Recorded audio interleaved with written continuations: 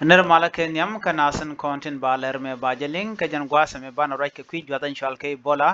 Ebola a joimi beja long antama chala do jen chana nyoka me keba kere wicha ka Tanzania chani cho badak chakanak agenda na bana link la kan kono nyamre ler kana me mi jira me jidit kan war online TV channel de jelang no jin gorno bi nyoka nasan ko kien ka no ko ben wajin ba der subscribe kan war online TV channel ban raja me ban je cholien ka do badan en cheben kaja chala do ne juen shali Marburg ke Ebola mela the curb ka Tanzania kere which ka East Africa and jwe shal ke Ebola antamere which en shal ka Tanzania che na che ga nyoka me kebe ke chala do che ne di shok badak che ka nagan tame re wike Tanzania ka do badana chalat ke je en jwe mo wa jen tade no ta dan be ke je turma shanen gwasme jen ta dan cha tur ke je en jwe mo jwe be je long jwe shal ke Ebola mone ban je kul lin kelan do badan en kebe na ke je ke mala shal ke no mi che je kebe ngum la tok bu kono lin kel she World Health Organization ke wu che je ladinene generate wika Tanzania cha jwe en shal ke Ebola cha je jektin en tamachen na ite shop ka badak shakanak en winemi World Health Organization na mo kone diala content jel ko wala larma dan le rode shala du ka shankaro ka jokan paiwa cha jojan wo cha joyen chal ke Ebola she wore wich ka Tanzania wache woka witin ko kenen kon tindere wika Tanzania cha jien gwadran to ko tin cha ne di choko bangwan cha ko keb re win mu dodien ne ka jan Tanzania bane ne di choko bangwan tama wacha ga jigi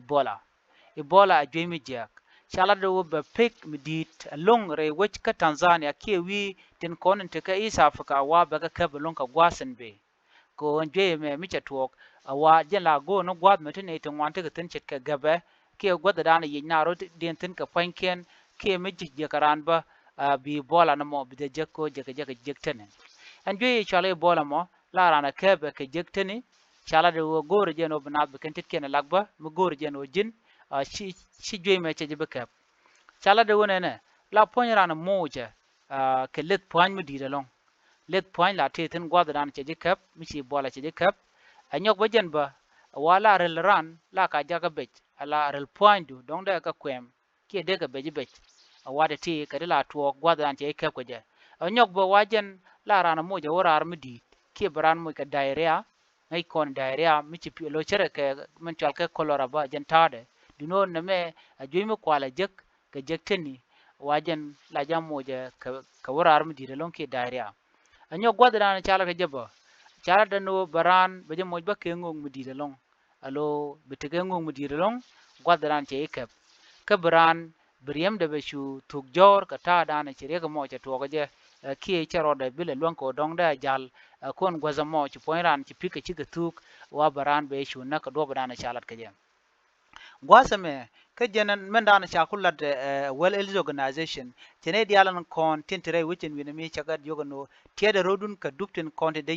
rodun ganga ka tene tin kon taga border Democratic Republic of Congo ke Uganda ka Burundi ka Rwanda shima South Sudan chaga lalar bano de yarudun tit kene dialan kon jen ka Tanzania ka kwije ka ko jen jega jeg mi jekaran chagu jeno na me la mala welong re wini to gol ka do badana ci joy mace to gaja re wi ka Tanzania ci joje no shi bola ka kep ka pay diok e pay wo ron kin dangro jen dangro ngwane shi do diok ci joy me ci jono no banat ba kan ka do badana chalat ka ja ke ci to ne ka jen gwase dan ci to gaja wa ngwada mo ci bet antama mi ci duwala to gan tama janai to kono ci ka badak ci gan naka ci ne banwan ko ken ci ga nyom ka ba ka te ga mi chalat gwata me chalat do en wo ka pay waro eno ka Rwanda chwala da wot ichi jwe chwal ke bola me eche ben eno wache ne di jen bakkel yude bakkel chwoka kep ka Rwanda ka chwone ite chwoko wel diech chwoka na ka jen December ke paywaro me paywaro paywa eno Ebola jen jwe mi jega long la nat mala keba wa jen rei wich wa mar baga me ke virus me mishal ke Ebola ma wa jen mi ben la population ke yu ke ping ne to ngwana re duar mala ka nega ano neme me chala da well health organization ke wu a jene ka jen paido ge da ne che ron kin dangro jen dangro de dok e wal ka Tanzania ka Bukoba district waken chu ken changa ni amman go shi bola she ben ka ke wa gwad mo chu ne di chu ko bakel chu kan kan gwas mo ni ka kor pen dangro karodian ko jala ja kebe be chu nak enjoy me che ja pele ano wa do bada na je ga je enjoy me wa je ga je boni ka ka jengnat wa je je wa de human being ki rande je jago bo karan bo ano wajen bo je ga je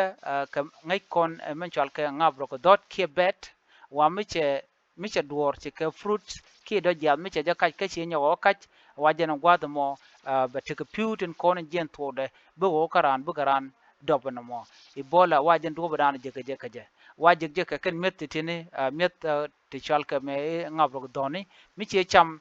ki miche pure content chipen ka duor chit ke fruits chit ke mango kitin kon de jen kon la cham ke banana ni miche jen michal ka ngabro dore che duor che cham an gwasamo men bu tuok tin o be je mo be chu nang karara dien na mo jen dana chalat ke je wa chala do tele